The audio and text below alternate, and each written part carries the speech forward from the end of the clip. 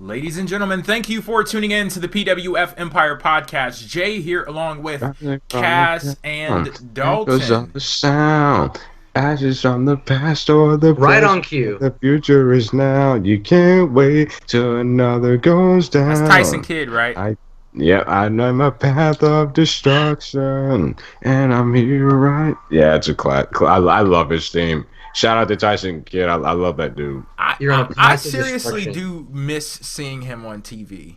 I was just talking about him the other day with somebody on Wrestling Inc. because they were saying something about Total Divas. Like there's this thing that WWE won't let Tyson Kidd on Total Divas, and the guy said something to the effect of, "Oh, he didn't need to be on that show anyway." And I was like, "Well, shit, Total Divas is one of the reasons why I became a Tyson Kidd fan. You have that and NXT, like that great run that he had in NXT, and he basically brought that character from down there up to the main roster. He got into that partnership with Cesaro, and I fucking loved that team. I really That did. was really underrated. I think Tyson Kidd and Cesaro were super underrated, and I'll give Natty credit too. I think both Tyson Kidd and Natty really revamped their characters in the like last the little whole side act of their was career. good. Oh yeah, I really enjoyed them, and I think he as a talent was really underappreciated. Did you guys happen to see his tweets that he they went around last week, and somebody asked him something to the effect of why won't you be on Total Divas this season? And basically he said, well, WWE, for reasons I can't release right now, won't let me on the show, but trust me, they don't want me talking about why I'm not going to be there. So all in due time, I think we're going to hear something from a little birdie, but I think it's really unfortunate either way. Yeah, I keep hearing stories about him, people going back and forth. He won't wrestle again. Well, yeah, he will not wrestle again. That's what I keep hearing, but officially, nothing has been said yet. We had one of Bret Hart's brothers going out there, the loony one, the older one. Yeah, the loony one. What is his name?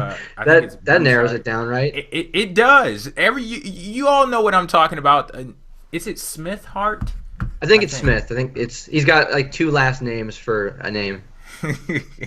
But yeah, there was at one point where he basically said that Tyson Kidd was retired, and Tyson was like, "I don't even speak to that motherfucker. I don't know what he's talking about." But yeah. So for the show today, we're gonna be doing things differently than we usually do. I put out a challenge to Dalton and Cass to come up with some topics. Yeah, because he has to mess with his fellow cast members, but that's around the point. Of course, I got to keep you guys on your toes. On our toes. You know what this challenge was about? You were too lazy to watch either show, so let's just make us come up with the content. Not at all. That is not the case at all. You guys know with this show, I wanted things to be chill. I wanted it to be laid back. I want this show to basically be like a conversation that we would have off air. I didn't want it there to be any format. So, me being the thinking man that I am, over the last few weeks, I saw that we were falling into a pattern where it's like, okay, let's talk about Goldberg from Raw. Let's talk about James Ellsworth from SmackDown. Then we go into You mean that review. No chin douchebag, that nigga? Why is he for some reason still on my television screen? Yes, that guy, Cass. Yes. So I felt like we were falling into a pattern, and I wanted to shake things up a little bit. So I put out the challenge to you guys, and you all accepted the challenge. Dalton accepted it even though he didn't even know what the hell was going on. Yeah. You sent me a message on Twitter talking about non-wrestling topics. I'm like, no, that's not what I'm talking about. We can talk about wrestling on the wrestling show. Yeah, we can still do that. So, let's see. What you got? You want to go first, Cass, or you want me to go? Dalton, you go, because I've been put on the spot on this show way too much, so go ahead. Oh, you're so kind. Okay, well, first thing I have on the ledger is a complaint that I have with general booking is that there's this assumption that for a women's match, a female superstars match, whatever you'd like to call it, it has to be marketed as if it's going to revolutionize something to be relevant. My question to, I guess, the writing team, the powers that be in any wrestling promotion, WWE included, is why is it that now that we're in this age where we're kind of introducing the idea that women's matches have more relevance because of the Divas Revolution or whatever we would have called that. The Women's Revolution. There you go, Cass. My question is, why is it that every time these matches are introduced on commentary, the narrative is always that these women are revolutionizing something because it's the first women's Hell in a Cell match. It's the first women's match in 10 years using weapons. I mean, it's a great image to see something out of the ordinary from a women's match, but why is it that they always have to be revolutionary? Why can't we just appreciate a good match? You know what? I'm actually going to defend the Monday Night Raw writing team in this case. And this is very important, actually, because it's all about presentation and how you promote something and how you market it. One of my big issues with WWE today is that nothing really feels special.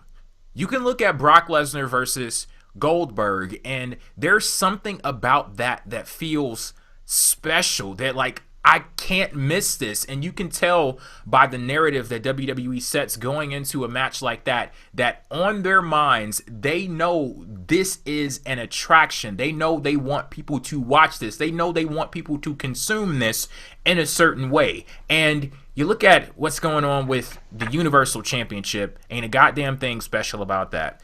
You look at what's going on with the World Championship and how they've put James Ellsworth, as Cass would call him, the no-chin douchebag and other things. The fact that they have him in that arena of the World Championship, that doesn't feel special either. What they're doing with the women over on Monday Night Raw, I can definitely say it feels as if it is some big presentation. It feels as if this is, we literally are watching history in the making, and it adds another layer to what they do in the ring and the talent that they bring to the table. So I actually appreciate the approach. Of course, it does need to be balanced. You can't go too overboard with it, and we've seen them go overboard sometimes where they wash out the people, the story that they're telling, and the talent that they bring to the table for history's sake. But striking the right balance is very important, and for like what they did on Raw, I think that they did strike the right balance.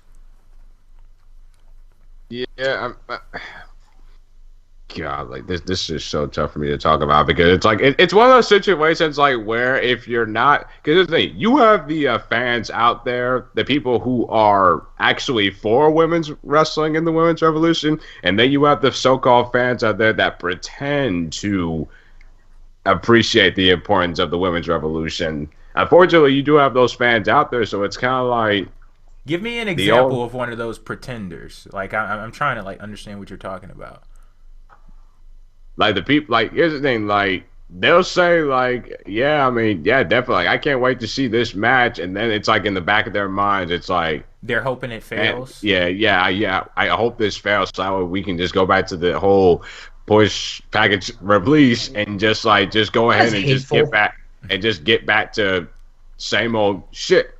And I completely understand what you're talking about now, because I know for sure there are some folks out there like when the things happen with the women, for example, like Hell in a Cell, when that happened, all of a sudden you get a lot of folks who come out and they're like, oh, well, I heard that this match was going to be revolutionary, and that wasn't all that special, that wasn't all that exciting. It's like they set the bar so goddamn high, and they're like, if you're doing all of these things for these women, it better be the best match ever. It better be the best feud ever. This better be one of the best matches of the year. It's like they can't just go out there and have a main event and it be a solid main event. And maybe Dalton, like a standard. Yeah, maybe that plays into what you were talking about too, Dalton, because it's like, since WWE is hyping it up so much, it puts into people's minds, or at the very least, it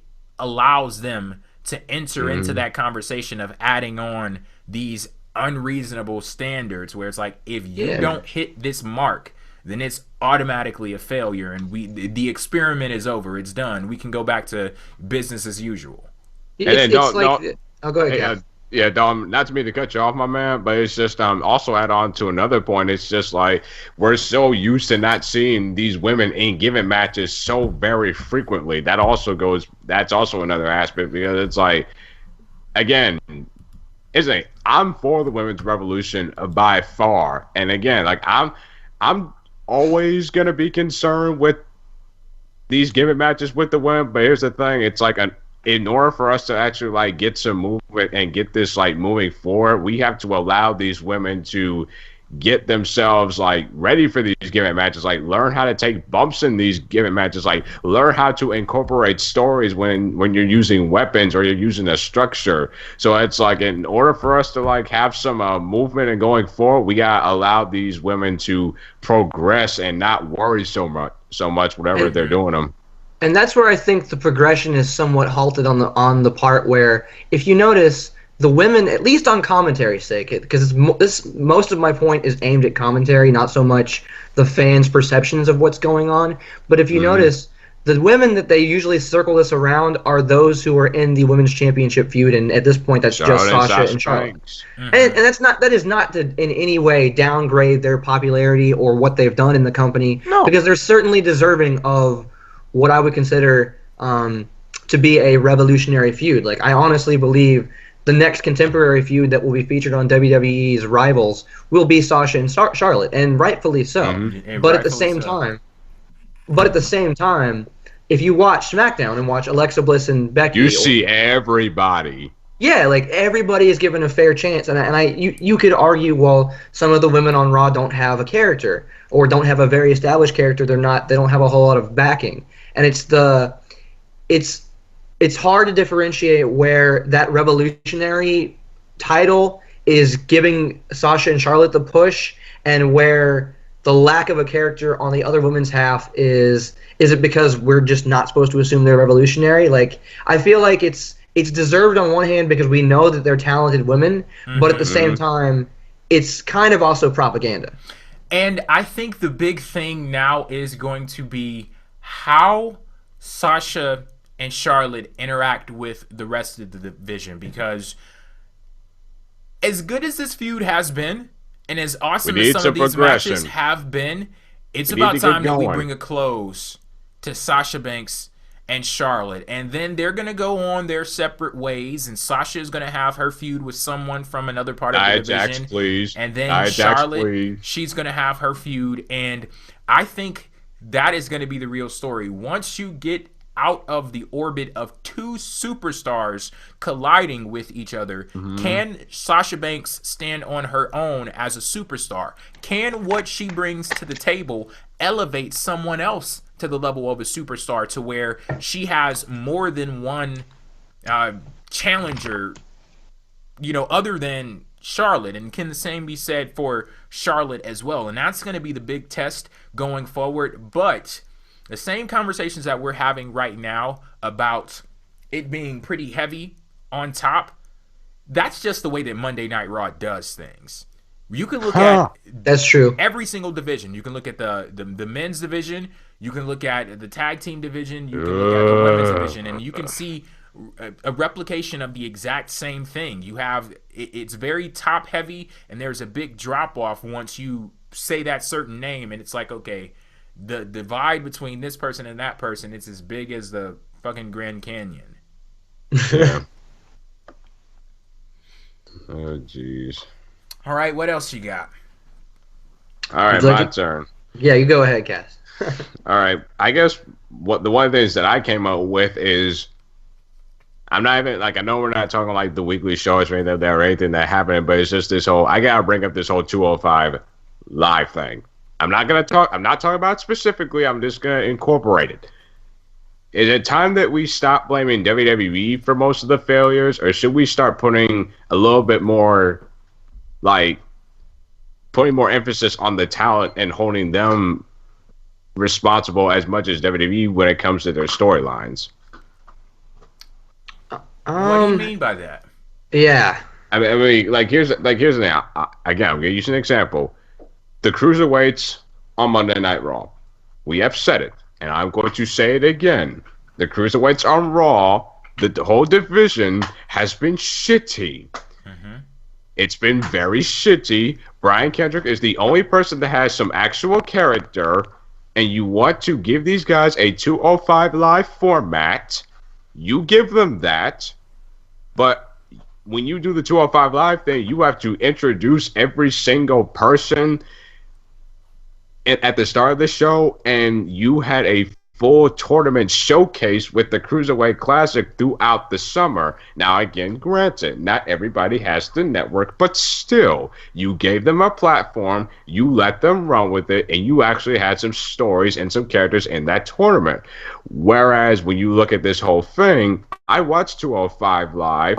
The Bollywood Boys barely had any character, even though granted, but they were part of the Cruiserweight Classic as well. I'm just saying, it's just the fact of, if WWE is willing to give them the platform and the stories at the end of the day, I think we need to actually put more, show some more standards when it comes to the talent. Like, if they're not willing to be entertaining, or if these vanilla midgets aren't willing to have any kind of charisma or character, at the end of the day, it all falls on the talent. WWE can give you they give you the platform. They can give you the stories. They can give you the scripts. They can be as terrible as the Batman and Robin movie, and people, you know which one I'm talking about. But they can give you all of that. But if you don't have the skill set enough to go out there and turn chicken side out of chicken shit, then it's like, who do we blame the most? WWE themselves or the performers? So what I think, I see your point, Cass. It's hard to say it's strictly one party's fault or the other, because yes, WWE did give them a platform that they can stand out on. But they've been done no favors leading up to having this platform, because even when the Cruiserweights were featured on Raw, they were clearly every week being put in a death spot.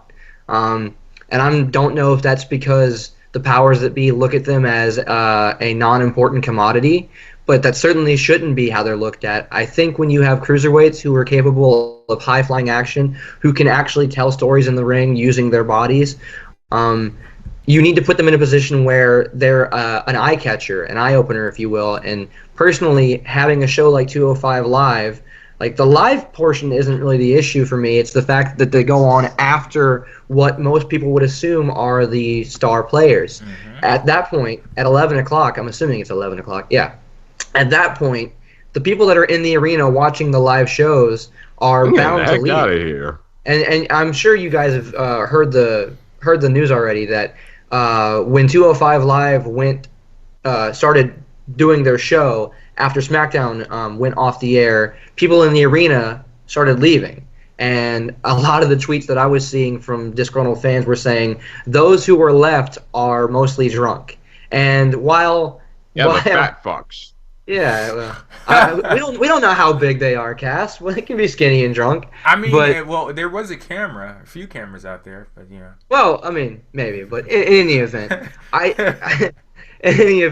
think it's a dual thing. I don't think it's strictly the superstar's fault. Clearly, if they don't have any charisma, if what they're showing in the ring doesn't come off the way it's intended to, then clearly some of the fault does fall on them. But at the same time, you're not doing them any favors by putting them in a position where no one's going to be willing to watch. Because when you have this kind of issue, you have to be proactive about going against the status quo. You have to be proactive in breaking down the visual barrier to entry, if you will, such that the Cruiserweights aren't worth watching, because they are. It's just that you treat them as if they aren't, and we know that's not true. The problem is this Raw run that they had, because it's like you come out of the Cruiserweight Classic with so much fire, so much interest in the Cruiserweights, and they were a fucking flop on Raw. And then it's like you have weeks, or actually months of them on Monday Night Raw as a flop, and then you expect people, oh hey, you know these guys that you've been watching for the last 2 months on Raw and not do a motherfucking thing? We're going to take all of that stuff and put it on a show on its own. So dumb. Are we on Swerved? Yeah, this is like a prank from Swerved or something like that. But back to your original point, Cass. It's very clear to the fans, I believe, when it's an issue with the storytelling or what management does and what management gives you versus when the talent fucked up. Like, I know we're not supposed to talk about it, but if I wanted to talk about some specific things from 205 Live, and I'm not going to talk about the fact that promo that Drew Gulak and Tony Nese cut after their match was good dog God shit. Almighty. I'm not going to talk about the fact that was absolutely horrid. Terrible. But I'm just but again, it's just like I feel as if just as a fan, I'm just so sick and tired, me personally, and credit to Chase Oliver. I gotta give him credit, and I agree with him on this, and I do agree with him. Like, I'm just sick and tired as a fan, also, because it's just like, yes, I mean WWE, they're definitely one of the main problems, but it's just like we really don't put a lot of standards on the talent, and like I said. We say this all the time. You can be good in the ring all you want, but if you can't go out there and cut a damn promo and get the crowd engaged, then what you do in the ring doesn't mean jack shit. And I think this definitely applies here. It's like you can have these, I love the cruiserweights, but again, these short vanilla midgets, they can do all the flippy shit all they want. They can get a good pop, but it's just, if you have no defined character, WWE gives you the platform. They give you the ring. They give you the story. But if you can't, speak up and give your own character or your own perspective on something, then is WWE really to blame, or is it or are you not to blame for being such a lazy ass? Yeah, and I think the perfect example of what you're talking about, a success story, would be someone like Kevin Owens. I cannot stand the position that WWE currently has Kevin Owens in, because I believe that he's worth so much more than that. But he's so goddamn good at what he does, and Kevin Owens has been the person I would refer to him in the past as the Teflon Don, because it doesn't matter what WWE gives him, he's gonna breathe life into it. He's gonna be entertaining, and he's gonna do something that makes it certain that people are entertained by Kevin Owens. Now, you do run into a problem with a person like me, because a lot of folks, they're just like, oh, well, shit, I find Kevin Owens funny, and that's all he needs to be. I find Kevin Owens entertaining. But I'm like, well, don't you want the guy to be a badass? Don't you want him to be legit? Don't you think that he's worthy of being a tough Isaiah Ross says in saying in the chat, Kevin Owens is a glorified Mid-Carter. Well, to be quite honest, every main eventer on is a glorified. So to Jay's point about a champion, or not even a champion, let's just take a superstar.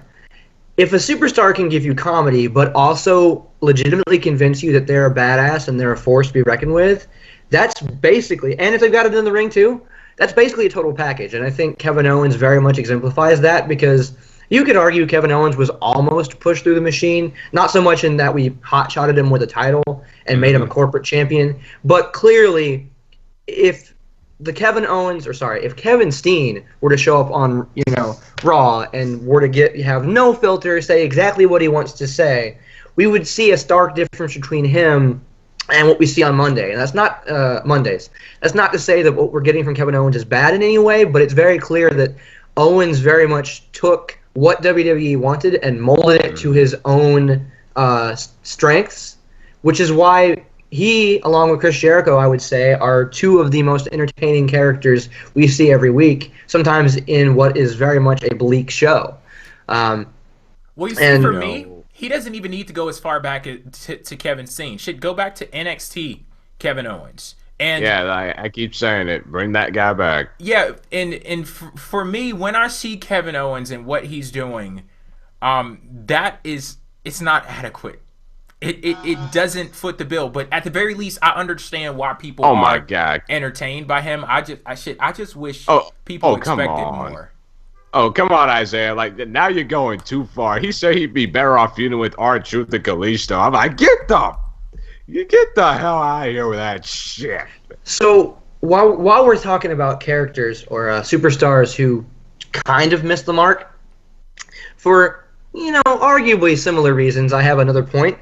When the champion or champions are used for comedic fodder, obviously most of us feel like that devalues the title. And I think AJ Styles, Mr. WWE Champion, fits that bill. I'm in such a crossroads with his dealing with Ellsworth, and I'm not going to talk about how Ellsworth was carried off on a stretcher. I said I wouldn't, so I'm not going to. Thank God. That was one of the best wrestling moments I've ever seen. Thank God for what, Cass? What happened? Thank God that no-chin douchebag, that nigga's finally on my goddamn TV screen. His skinny, fat ass has finally right over his left head. The building. Get Dixworth off my TV. Oh God. Gone. Oh my gosh. Forever. Anyway, I'm done. I opened the door I opened Pandora's box and Cass came out. Well, anyway, when a champion is used for comedic fodder, I have a problem with it. And in the case of AJ Styles, I have absolutely enjoyed everything he's been doing with James Ellsworth. And I understand the criticism. That guy, whoever that is. I've enjoyed all of his dealings with that gentleman over there. But just because I've enjoyed it doesn't necessarily mean that it's where I think the title should be. Because I've found it funny. Because I think AJ is one of those what do you call it? Like invincible people where he can give you funny and still be a legitimate badass because he backs it up in the ring. And shoot, he's beat up Mr. Who every single week, and it's been hilarious. The issue I have is that you're the champion. You're supposed to be the face of a division. You're supposed to be carrying the company on your back, and you're tripping in the ring and getting your foot caught in the ropes and being a bumbling idiot. And it's to the point where, why is it that every single person that the title gets put on besides a certain Samoan has to look like a dumbass? Because WWE feels as if all their champions either need to be chicken shit heels or stupid ass baby faces. Unless you're, a part-timer. Then that too. Yeah, but notice that the part-timers already had a tangible character because they were brought up in an era before this kind of booking was really prevalent. See, this is what we need, a fucking time machine. Just go back, have Roman Reigns compete in a few matches in like 1999 and everybody would love him. Do that for he'd probably be like... Even though the year of 95 is one of the worst years in wrestling, go back and watch. If he did that, he'd probably be like 20 years old and a lot slimmer. I'm not sure how that would work out. Well, but it's just he could work it out. It's just the way that every single champion, and when I guess I'm just gonna include like all champions in general in WWE. Like it's true, like they just feel as if they need to be chicken shit heels or baby faces who do not have street smarts in wrestling. Like seriously, it's just like nobody wants to cheer for somebody who's an idiot or somebody who isn't like smart in terms of craft in the ring. Like honestly, we see outside interference like all the time, but yet they're so focused on that than winning the goddamn match. Yes, and I know it's one of those. Go ahead, Jim. That's a very tough thing too when they do things in an effort to build sympathy, and you're looking like, you dumb motherfucker. Why did you fall for how? Like, and you just sit there like, no, I can't cheer for that. You need to get your ass beat for falling for that mess. You deserve to lose. Like, he's right behind you, waiting to give you a schoolboy. What are you doing? And like those awkward moments where you can tell that they're waiting for a cue or something like that, and they just stand there like, yeah, what? And then they turn around and get. Wanna know? You want to know who's the perfect champions who are the examples of this? The goddamn fuck screw the New Day. They are the perfect examples because these guys are some cheating black son of a bitches because they have just gone straight back to their heel ways. And get this, you realize that the New Day has been here for 2 years now? Like last week was their anniversary, the year that they debuted. We don't count like the first few months, though. You're not counting the part where they actually debuted as a heel, are you? Oh no! Like when they actually like debuted on that random SmackDown episode facing Slater or Axel. See, I don't count that one. I count when they turn heel. That was Oh, a new day you for feel me. the power! You feel the power! You feel it? This shit, Biggie. But yeah, like they're obviously the perfect examples because it's like they cheat, but yet people cheer that, and I'm like, do you guys do not get that these black motherfuckers who wear dildos on their damn heads are your tag team champions and they are cheating against a babyface team? And aren't both these teams supposed to be baby faces? So why in the blue fuck are you cheering for the baby faces who cheated? Please, somebody explain this to me. Because ironically, a face team that cheats has more charisma than a bad guy who just looks like a dumbass. I mean, think about it. The Miz, who is a clear-cut heel by all accounts, has his wife interfere in every single match. Ride or die, and chick, Maurice. Yes. Thank you. She comes through when she needs to. You know, she's like Patrick Ewing in the fourth quarter. She comes through, and he makes his way out. And funny enough, well, not everybody cheers The Miz, but I would argue The Miz is probably getting the most positive reaction he's had in his whole career. As far as like his whole comprendum of work, this is unquestionably, in my opinion, his best work. And he's a clear-cut heel, but he's somebody we cheer for because even though he's a smarmy, self-important, entitled asshole. You know what? I just thought of something. The Miz, you know who he represents? He represents a millennial heel. And what I mean by that is that with The Miz's character, there's like a sense of entitlement in that he's always approaching Daniel Bryan saying, you need to do something about my title shot. You know, I deserve this, this, and this. And it's not just because his character... Yeah. It's not just because his character is, a C-list actor. It's that it's that like he actually, in my opinion, represents a lot of what the stereotype of millennial culture is. And I think whether he's hated or liked, that's why he has such charisma, and that's why he's looked to as a polarizing figure, and he gets cheered. So no, I don't think The Miz gets cheered because he does against the right person. He did against Ziggler. No, I don't think so, because that's honestly one of the reasons why I appreciate The Miz so much is because he doesn't really give a damn about getting cheered. He goes out there and he plays his character effectively, and I think that he gets heat because of it. Like JBL, when he was WWE Champion, if you think about it.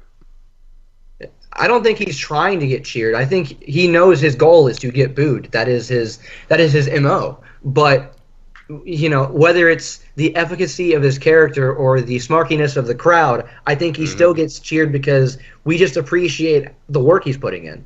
See, you're ruining it for me. No. Yeah, we're supposed I don't want to hear a goddamn cheer when it comes to The Miz. No, not at all. Because that's one of the guys that I look to, and it's like like you said, his MO is to get booed, and he's not one of those cool type heels that it's like the nudge nudge wink wink, I'm the bad guy who's really just a cool good guy and I want you to cheer me and all of that stuff. Like, I look at The Miz as a legit heel, one of the last vestiges of the being a heel. And they're the top. Which by the way, top of the fucking list. Which by the way, one of the callers asked me who is my favorite heel right now. Honestly, it's the Revival. Yeah, right now the Revival, they're my favorite heels. Mm-hmm. Most definitely. What else we got? I would say The Miz, the Revival, or the Revival first, The Miz, and I'm telling you guys, people are sleeping on Baron Corbin. Yeah, I've finally come around. Like, I'll admit, I didn't see it at first. Like, I shouldn't say I didn't see it. I saw it, but I wasn't as high up as Jay was. But what I appreciate about him is he's one of those rare characters where I wish the same intensity he brings to talking smack would translate, and I don't think that's his fault. I truly think it's the fault of where he gets placed on the card and if he's in a segment or not. But he's one of those characters I also believe that his character lends to not being there every week, as if to say, like, I don't give a fuck, I'm not even going to show up this week, Who cares if I get paid? It's not important to me. I have nobody good to fight.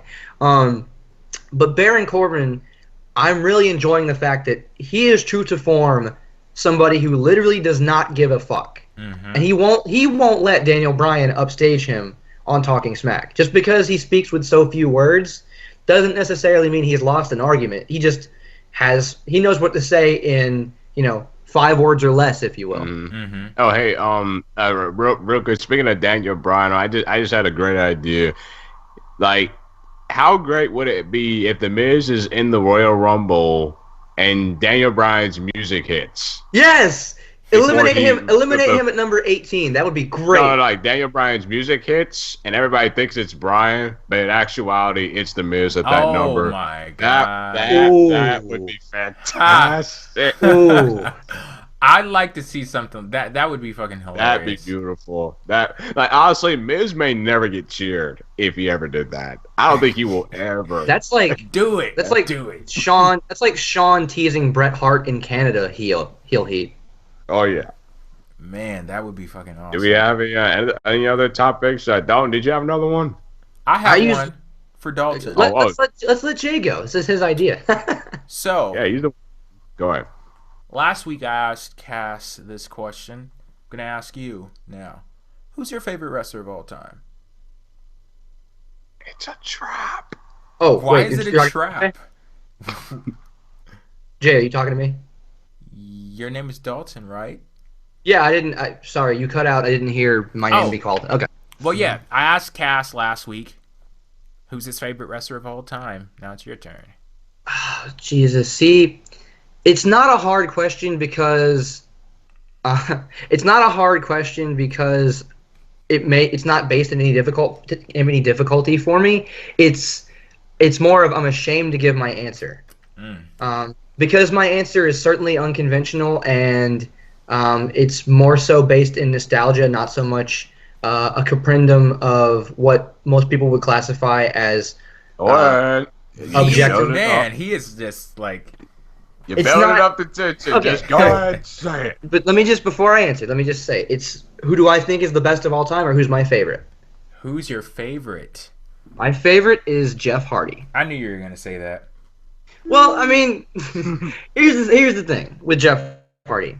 It goes back with me because I've always enjoyed high-flying action, and, I think we were all kids once, and certainly I would say a good 75% of us as children would see high-flying moves and try to attempt it, jumping off of our couches. I've done many swanton bombs off my parents' dresser onto their bed. Yeah. Oh, yeah. Hey, you want to do it? You want to try a swanton? Try doing like me, being on the balcony and you just see the trampoline just right over the edge. It's awesome. Oh, yeah. I used to do backyard wrestling back in the day, jumping off of gates and fucking garages and all kinds of We stuff. call that parkour nowadays. So Jeff is the reason. I mean, you could argue all the, he's got his vices, but shoot, my best friend's favorite wrestler is Shawn Michaels, and we know about his vices.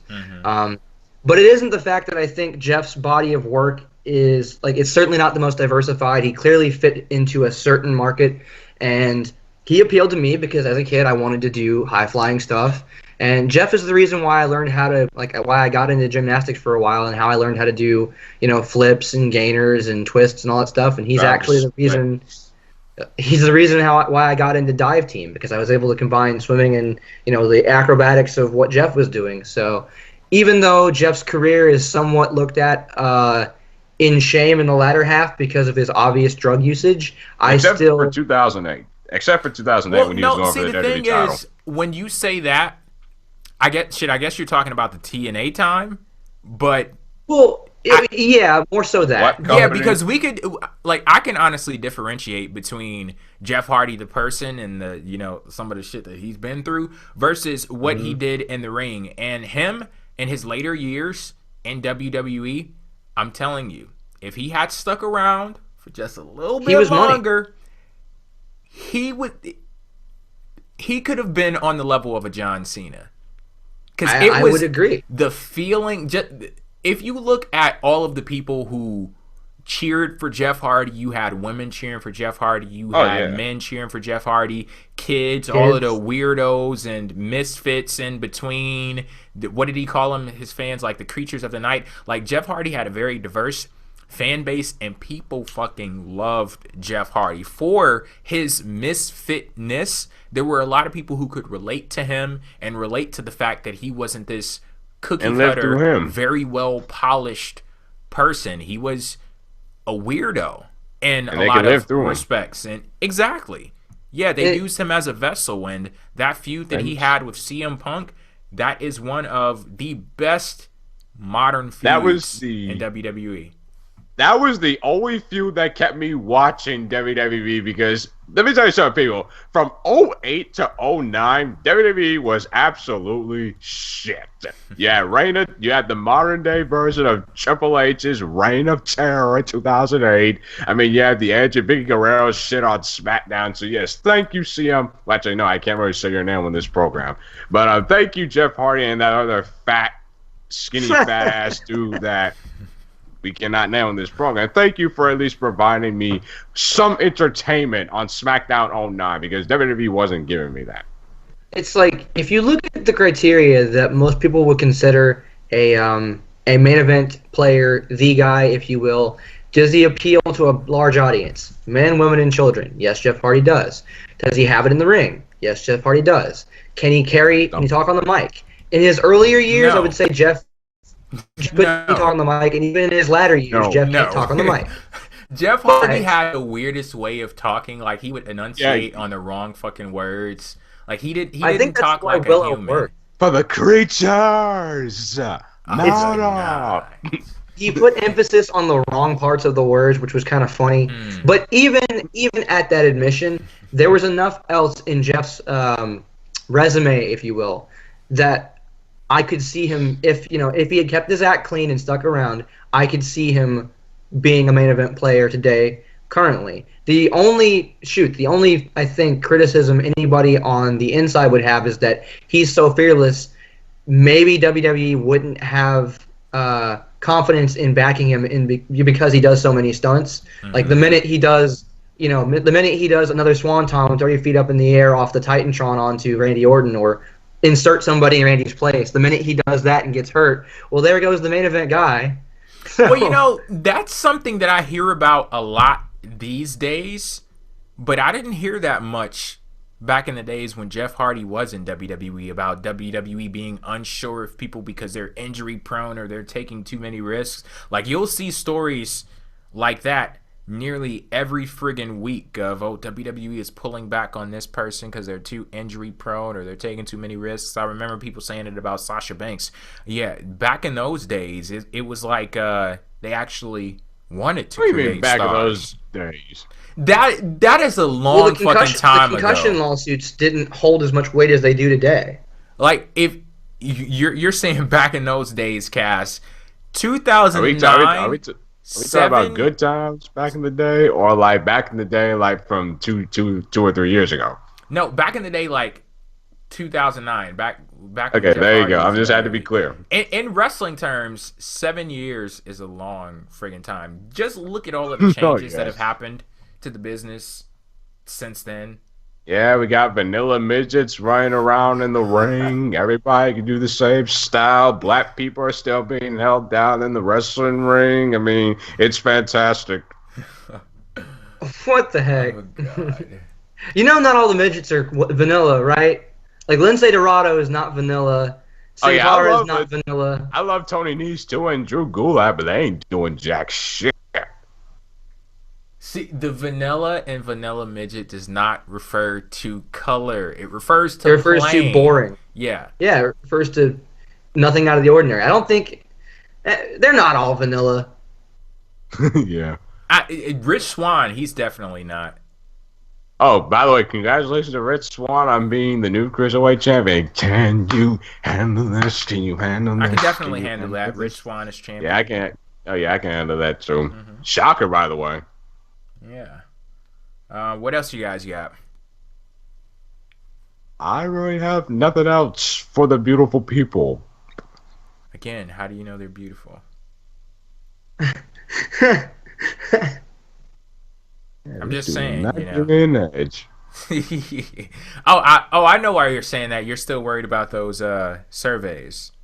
When are those? Like, how long are those going for? They're just gonna go on like indefinitely, just up there. I know. I told Cass I was gonna send him his numbers. Yeah, like where the hell was that? Where the hell was that? Those? Takes a lot. I was sitting in my Gmail, like waiting for the anticipation, and I'm like, were you just sitting here the last week, the whole freaking week, just at your computer waiting on me? Look, this last week has been so friggin' hectic for me. I told you guys, I'm just so chill right now. I'm just why he has that seductive voice for somebody who was asking in the chat. Seductive voice.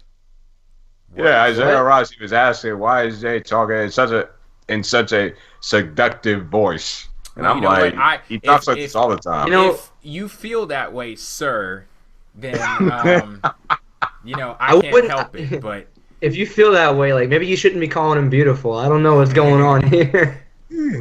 But yeah, like this week, I'm like so chill right now. I am wrapped up in my fucking comforter, and I'm just like laid back. I look forward to this weekend so much. You have absolutely no idea. I'm gonna go get me that cheap ass red wine, and CBS Prime. I was gonna say it's on this weekend, but no, it's not on. It's off. Everything's off. You ready to go to calls, guys, or? Sure. We can go to some calls now. All right. Let's see the people.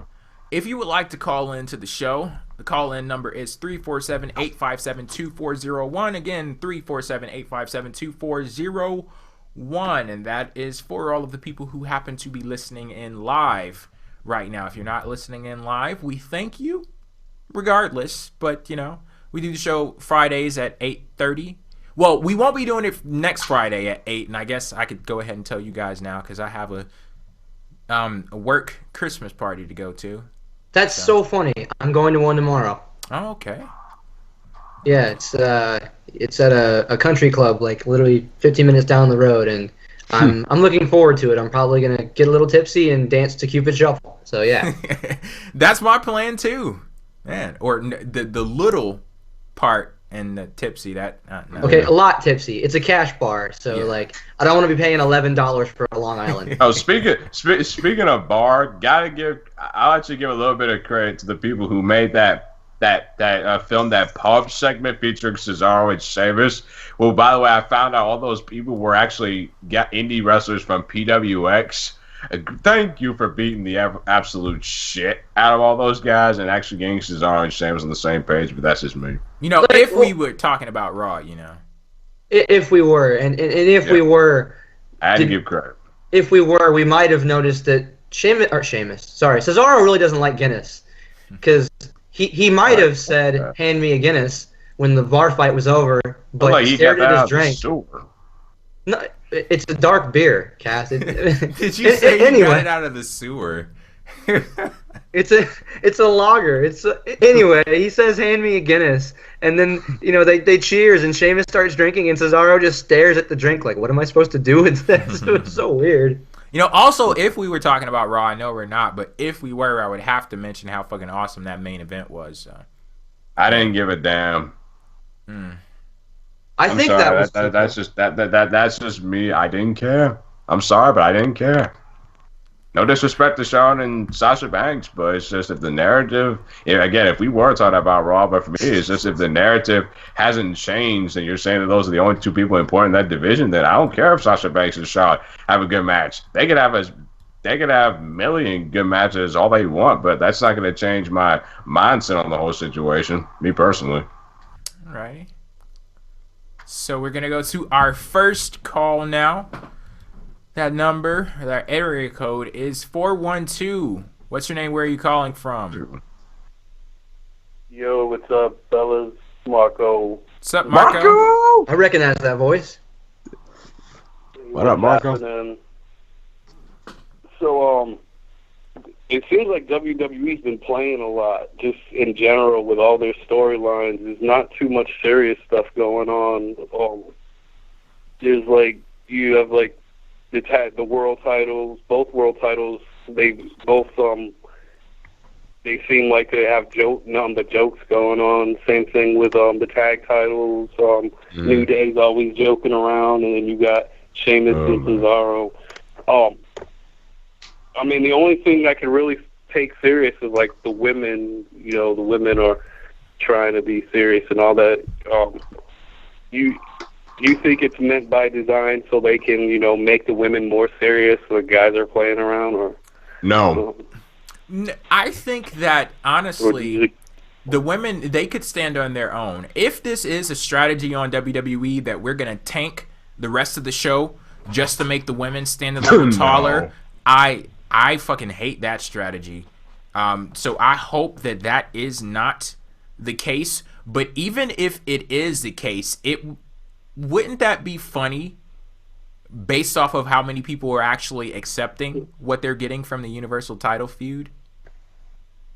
That would, like, if WWE is saying we're gonna make this shit so terrible that our women look good in comparison, but people are just a-okay with who they have as champion and a-okay with his presentation and his character and all of that good stuff. So yeah, I don't want to hear the bitching and moaning when Roman Reigns wins the belt and he becomes a dual champion after Roadblock, end of the line. I don't want. Yeah, you have to make sure you put end of the line on there because they're actually going to be. That sounds like a bad blocks. movie.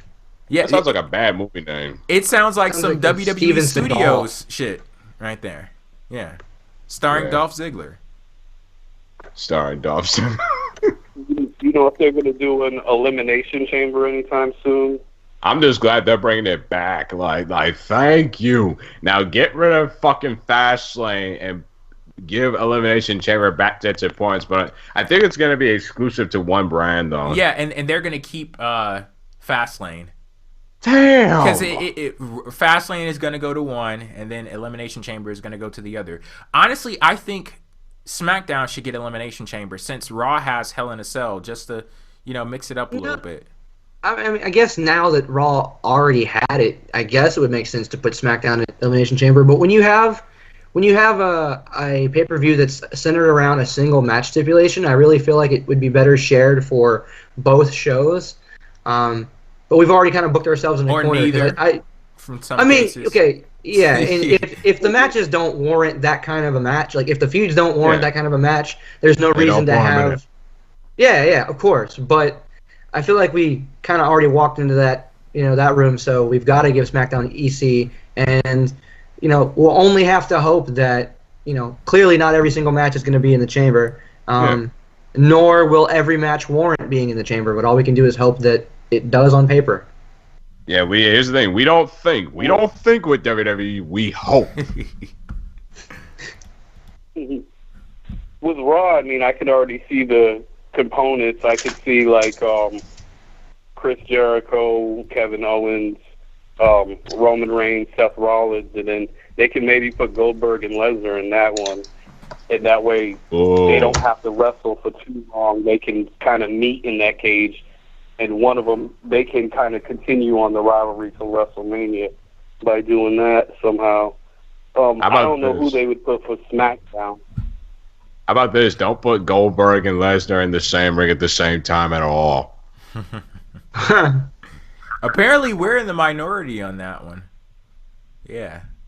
Because people love those two. I mean, they're going to be in the same ring. If they're going to be in the same ring, just don't put them in a match one-on-one, kind of put them in a match where, you know, I would say like the Elimination Chamber, so they can, get their hands on each other. Goldberg can showcase some things against other people, slam Chris Jericho around a little bit and Seth Rollins.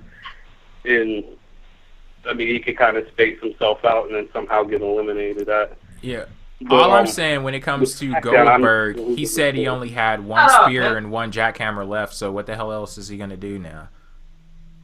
Not much, but Cash Money Brandon. No, Cash Money Brandon said no. It must be Goldberg versus Roman. Do you want the internet to blow up? You know what? I would actually love to see that match just for the purpose of showing people how full of shit they are.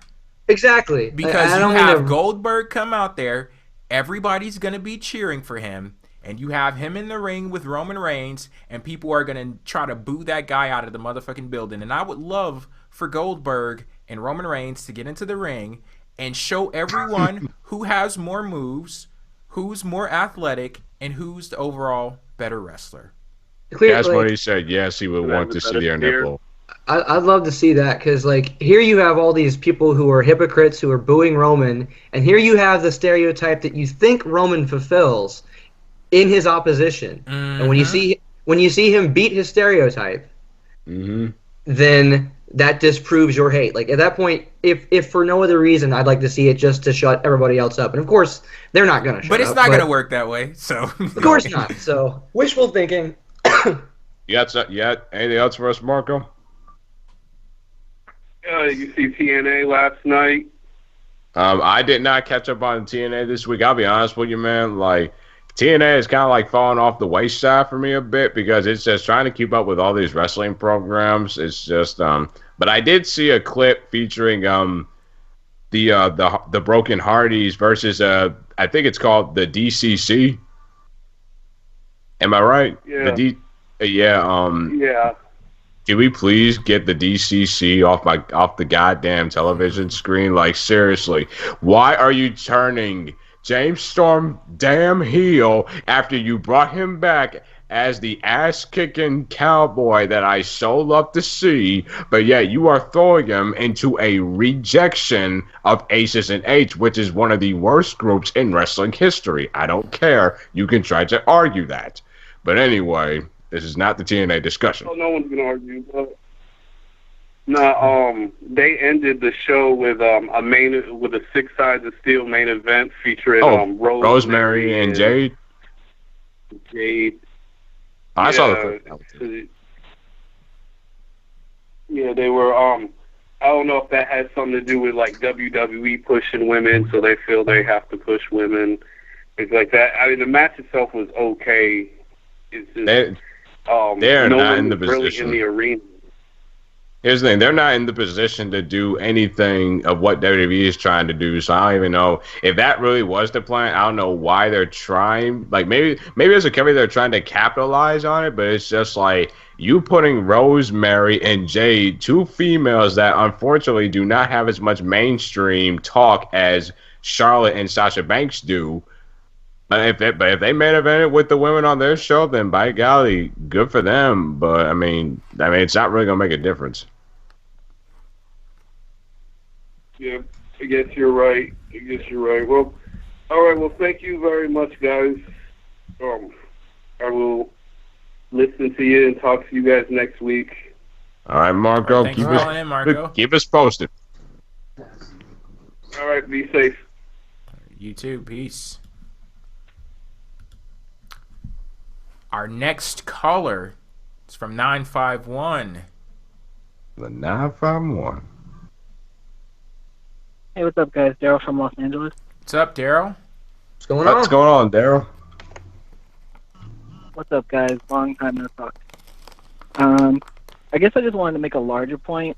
Talk about what you guys are talking about, and then it'll tie into my larger point.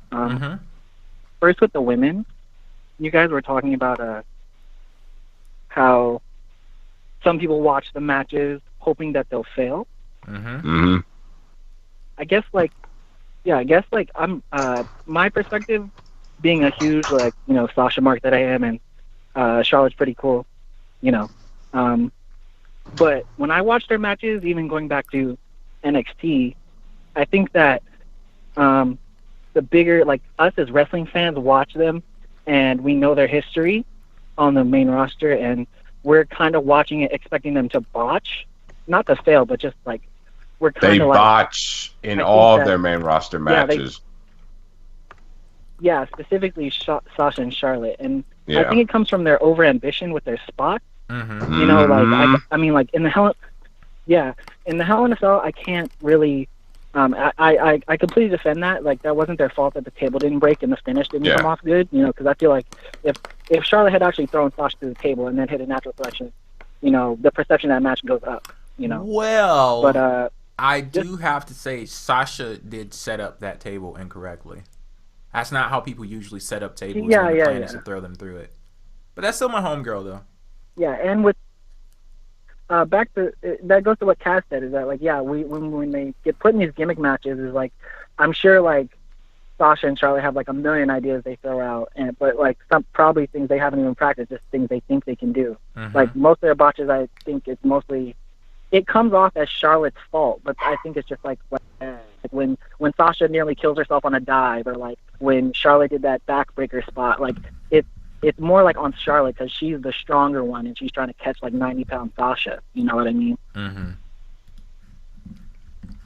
Yeah, that's what I just wanted to say on them.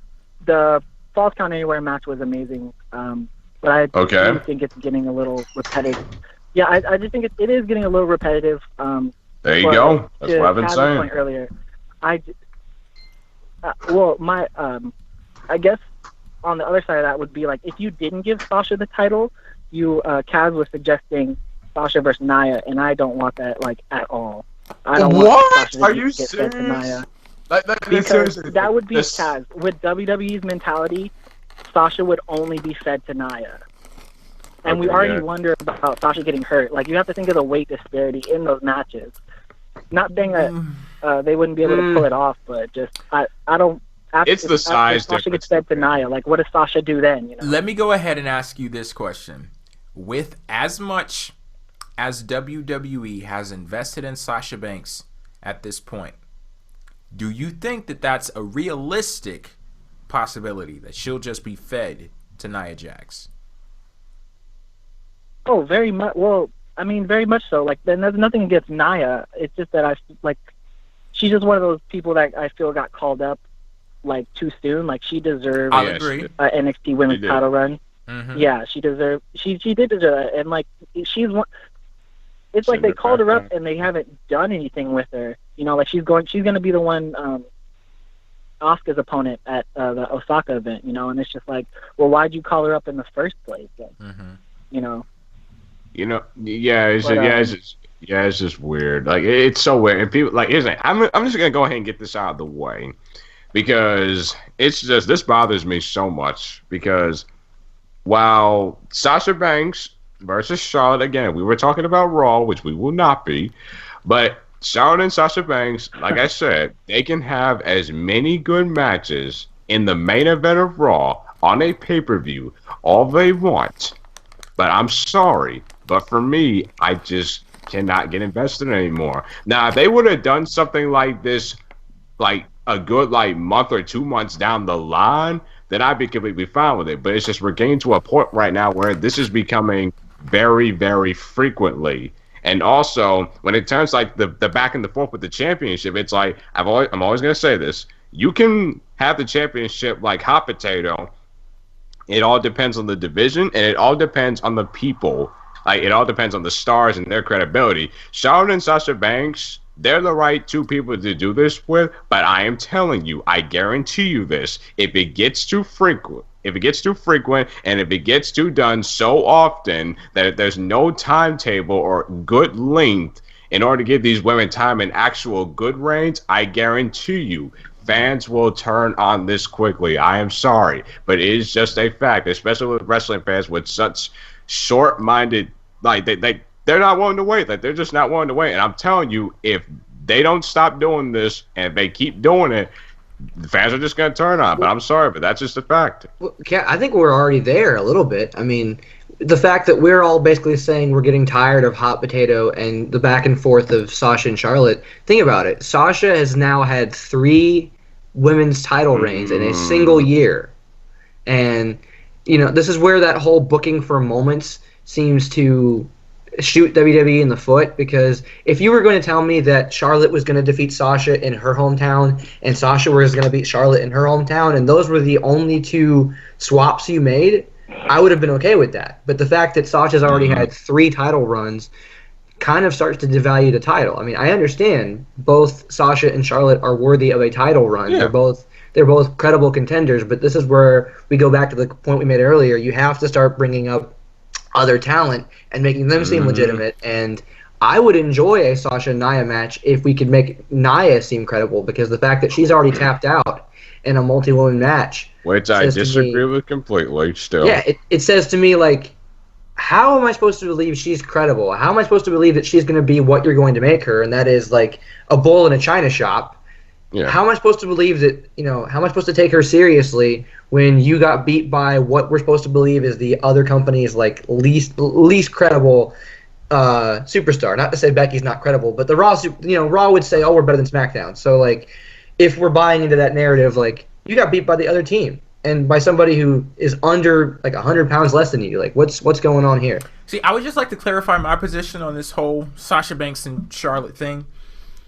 I think that with the match that happened on Raw, that was a proper ending to this Sasha Banks and Charlotte saga. If that is the end, they're going to get another match at Roadblock, Jay. They're going to get another match at Roadblock. Okay, and if we get to that point, maybe I'll complain about it then. I'm saying for what we have gotten up to this point, I'm cool with it.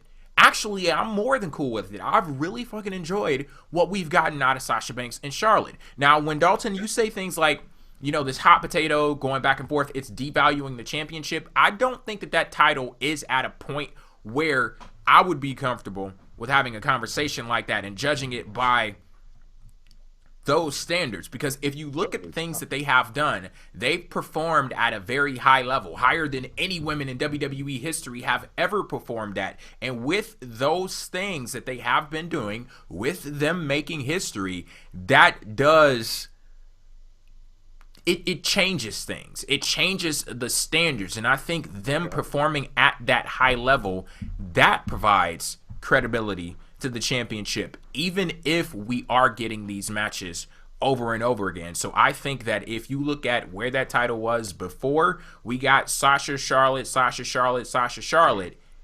it's better off now. I'm just personally saying, from my personal perspective, they says you can have these type of matches, but just don't make them like very frequently. Like, didn't we just see like Charlotte just win the title last month? And then Sasha Banks the month prior. Like I said, if you would have like done this like a good like 2 months down the line, then yeah, I'd be completely fine with it. But it's just we gotta get some progression moving. Mm-hmm. It's time to split them up and go their separate ways. Quickly, Jay. Is it because the women's title has been featured in historic matches that it seems to be gaining some prestige, or is it that matters? What Sasha and it does, but. I mean, isn't there something to be said about I could see both sides, because you could argue that both Sasha and Charlotte want that title so bad they're willing to put their bodies through hell in whatever kind of cockamamie match you could put them together in to get it. And I understand that. But at the same time, is it the match that gives the title prestige, or is it the women putting in the work? It's the overall situation. I don't think that you can separate the two. They go. Hey, we still got our. Is our man Daryl still on the line? I apologize. I had to bring up that topic from me. Like I just said, I couldn't hold that anymore. No, I was listening to everything you guys said, and I think that a larger point is the whole situation and why Sasha and Charlotte are monopolizing the division, because there's no one in the undercard to elevate Bayley or Summer Rae and Emma. Brooke and like but no, Summer Rae is not even being utilized. I would say like it's more like Emma's injury and repackaging that's going on. Yeah. I mean, like if Emma comes back her as a face didn't work the first time, but I almost feel like she has to come back as a face, because there's no other, like, we already have 3 pretty good heels, so I don't know. I honestly don't see it for Emma. I don't. Well, I think they just brought her up and she just got injured. She was supposed to be with Dana Brooke, and then that just kind of went to hell. So. Yeah. All right. I had one more point, though. I wanted to talk about. I kind of want to tie together this whole I want to tie together the cruiserweight division, really, and like when you guys are talking about booking Raw being booked for moments and stuff. And I guess my larger point is that WWE doesn't. I think that WWE establishes a plan, and when something changes, they are not malleable. They're not very good on the fly. And what I mean by that is, we can look at Raw, and I'm honestly, as a fan, I'm willing to give them a pass on Raw because of mainly Finn Balor's injury and how that really just screwed them up for this whole season. Towards the end, like their end of year plans, and how you can see it in the booking and how that's it's very just generous of like you. Kevin Owens. I know it's very. I knew you would disagree, Jay, but to me personally, like I'm willing to give them a pass, and the reason is that I believe that WWE. Here's where I'll give them credit. They've been able to create their own alternative within their company. Like you have SmackDown, you have NXT, even 205 Live. You can go back and watch old matches on the network. You don't need Raw, to get your wrestling content. Lord, thank God. Outside indie promotions, but the bigger point is this whole 205 Live cruiserweight division situation and how which I is feel a like fail. which is a big fail, but I think that there are other factors to it failing that. It's hard we see the product and we're like, oh, this is crap, but like even going back to the Cruiserweight Classic, we all know TJP wasn't supposed to be the champion. It was supposed to be ZSJ or Kota Ibushi. And, what happens, what is WWE supposed to do when Kota Ibushi and ZSJ both say, hey, I don't want to, we're not. Because they knew what was up, that's why. They knew what was coming. Well, you could say that, but they knew what was coming in the whole, they're not going to be treated. If you mean by they're not going to be treated as everyone else, we're going to be in this division that's not even really a part of the rest of the WWE universe, then yeah, I cannot blame them one bit. But you do have to think about, if they had signed on, how great would the Cruiserweight division be if it was ZSJ and Kota Ibushi and Cedric Alexander and even TJP or Brian Kendrick, and we didn't, and maybe they wouldn't have signed Drew Gulak or Tony Nese, or some of them, maybe the unpolished guys that we talk about don't have the mic skills. And maybe 205 Live, you could have had, ZSJ versus Kota Ibushi one week. How awesome would we be talking about that? So I just think that there are some things that we don't think about that could change the perception. Of. I've actually thought about those things, and I just want to say on point one. Well, then I guess my question would be, what would you guys think?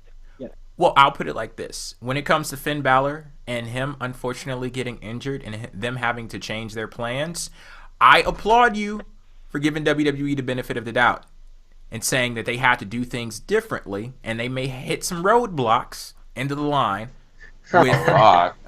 with Finn Balor getting injured. No, well, Jay, can I clarify? Okay. Can I clarify, Jay? Sure. Oh, no. I give them credit. What my point is that they're not. I'm giving them the benefit of the doubt, but at the same time, when I'm seeing Seth Rollins using a sling blade in a match, I'm just like, well, this whole show would just be better if Finn Balor was just here. Like they're trying to not change Seth Rollins all the way face when they really needed to. He needed to be the true face now that Finn was gone. And you have to think, like, Finn would have been the champion with Kevin Owens and Chris Jericho chasing him, and this would have been even better, I think. Well, you would have had the Kevin Owens and Jericho comedy, but they would have actually, had a foil and not just running the entire show. Well, here's my thing with that. You say the show would have been better if Finn Balor was there. They fucked up when Finn Balor was there. That feud that established the Universal Championship sucked. They were terrible. It was hide and seek. They were terrible with the introduction of the demon character. Yeah, I didn't agree with giving away the demon character on Raw. You were absolutely right about that, Dick. And then the fans hijacking the match didn't help over the look of the Universal title. Mm-hmm. But I would say, it's just my subjective. Yeah, Finn ain't nothing but a jacket. Finn Balor's presence would have been. That is totally untrue, Kaz. But anyway, I feel Finn Balor's presence would have, not been. It would have added to the product, and maybe we'd be looking at this a little bit differently. Well, that definitely is one of those scenarios that I wish I could look at in an alternate universe? Like, what if Finn Balor didn't get injured? Like, how would his presence on Monday Night Raw affect the show from the top down? Like, what are they doing even outside of Kevin Owens, Chris Jericho, Seth Rollins, the main event stuff? What are they doing because Finn Balor is gone? So that definitely brings up an interesting point, and I wish that, you know, we were in some kind of alternate universe where we could see, because, you know, I would love to know, you know, if Finn Balor was on Raw, would I have stopped watching? Would I, you know, still be watching the show? So yeah, it definitely does change things. Yeah, you'll never see it because you're still on Gilligan's Island all by yourself. So it's just like, now this is Jay's Island. I have to think of the name of my island. Wait, Cass, aren't you on the other side of the island fishing because neither of you watch Raw? No, this is a different kind of island. This is the island that gives a damn about storytelling and stuff like that. Cass is like somewhere around, but, you know, he swims off every now and again and, you know, does his own thing. In the deserts. So there's a desert next to the island? How does this How do you swim in a desert? Maybe he likes to walk, you know? It's the mirages right now. Oh, okay. All right, thank you for calling in, Daryl. Thanks, Daryl. Thank you, guys. Okay. See you next time. All righty. Talk to you later. Okay, this is actually going to be our last call of the night. 915. 915. What's up, guys? It's Aaron. It's been a long time since I called. What's up, Aaron? Hey, Aaron, what's going on? That's going good. All right, what you got? Yeah. Well, I guess my question, I guess would be about Finn Balor. Like, say if he were to come back, if he wins the Royal Rumble, you think he should fight Roman Reigns or Kevin Owens? Kevin Owens, obviously. I say no. Kevin Owens wins the title. I take that back. Put him up against Roman Reigns. But yeah. Put him up against Roman Reigns because I need to see a conclusion for what Roman Reigns said after he lost to Finn Balor in that match. Which was a really good match, and I think Roman Reigns works a nice heel style. Actually, Finn Balor does too. He had a match down in NXT. He worked a nice heel style. Ain't nothing but a jacket. That's actually a hard question for me because I actually see source material for both feuds. Because I could see if he were to go with Kevin Owens, how Kevin Owens could kind of say, like, well, this is what I built while you were gone. I carried this show. You know, you could never do what I did. I've developed a friendship, and I am the one who holds this title. This title is under my reign. I'm not saying it. Clearly, I'm not doing it justice. Kevin Owens would do it more justice, but I could see that source material. Yeah, doing but it justice at the same time, no. But at the same time, I would much more prefer, I think, in the long run, Roman Reigns being the opposition because of where they were actually changing Roman's character to address the fact that he was showing vulnerability when Finn Balor came out of nowhere and beat him. So I guess I'd choose Roman Reigns, but only by a slight margin. Yeah, but here's the thing. You say, like, he's carrying, like, Kevin Owens could say that he's been carrying that brand on his back, but he's been carrying something else, and that's 250 pounds of him, so I don't know what else. Actually, Chris Jericho was carrying him. Of Doom. That too. I'm sorry, I'm taking shots at everybody. I think he's a little more than that. Isn't he like 270, 280? It says 266 on Wikipedia. I think he's a 265. Yeah, somewhere around there. Yep. All right. Anything else, Aaron? Do you think they would turn him heel at WrestleMania? Finn Balor? If that does happen, probably won't though. Wait, turn Finn Balor or Roman Reigns heel? Well, who would you rather see like turn heel? I'd like to see a Roman Reigns heel turn. Even though I don't think that's the answer. I think that's everyone's hope is that Roman Reigns turns, but the thing is, no. I'm not necessarily saying that that's the answer. There is a pathway to success for Roman Reigns as a face. I'm not viewing this from the lens of, oh, everybody needs a heel turn, or anytime a character is fucked up, heel turn. That's the answer. I'm just saying that I think that it would be very interesting for Roman Reigns to be a heel. Yeah, seeing that long black wavy hair, like coming down the side, like sit y'all's fat asses down and drink your beer. Yeah, that's a good heel. Yeah, we go with that. And then look at Jay just going like, yeah, I'll take anything. Okay. I bet if Finn didn't get hurt, I think the club would have been his lackeys. For Finn Balor. Oh yeah, definitely. I always thought that would have been the plan. Yeah, and they got a bone to pick with him for getting hurt. No. Here's the thing, people. Finn Balor is part of the Golden Children. He is one of the Golden Children picked by Triple H. This is Triple H booking at its finest. Credit Chase Oliver for this. Finn Balor is one of the Golden Children. I'm telling you, it's true. Dude, the whole company is going to be full of Golden Children pretty soon.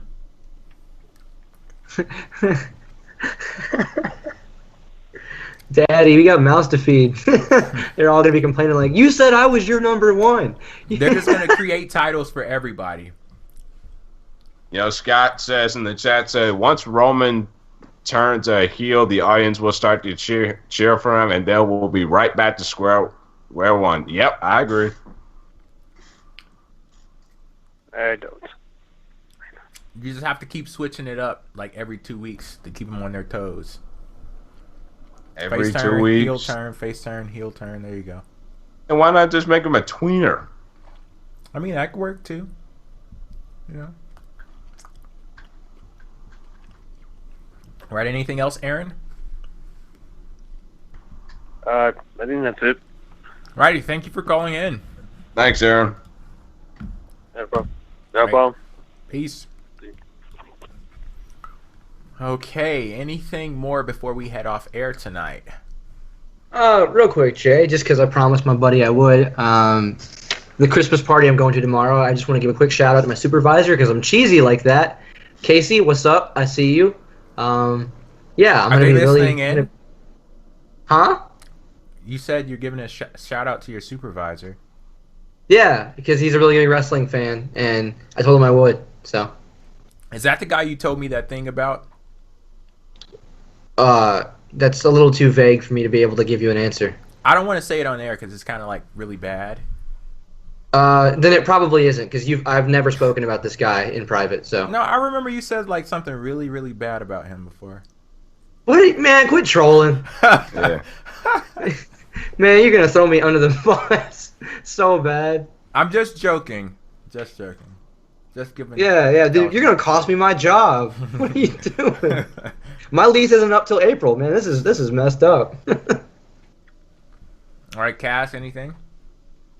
Well, I know we didn't talk about TLC at all, which was the point, but I'm pretty sure that TLC this Sunday, we got a pretty good card. I'm just going to shoot my quick predictions, and I mean quick. AJ Styles retains, Undertaker returns to set up that matchup. Alexa Bliss, I think, will become the new women's champion. Bray Wyatt and Randy Orton, we get new SmackDown Tag Team champions. Baron Corbin beats the shit out of Mosquito Kalisto in that damn chairs match. And what else? Oh yes, and Miz and Dolph Ziggler will steal the show. Hope Miz walks out with the championship, and we can get away from this damn fuck Dolph Ziggler versus the Miz shit once and for all over. And there you go. Good night. Sounds good to me. Righty. If that is all, I'd like to thank you all for tuning in. And we will catch you next week. We'll probably be on Thursday, since I won't be available on Friday. And we'll catch you on the flip side. Peace. Later days.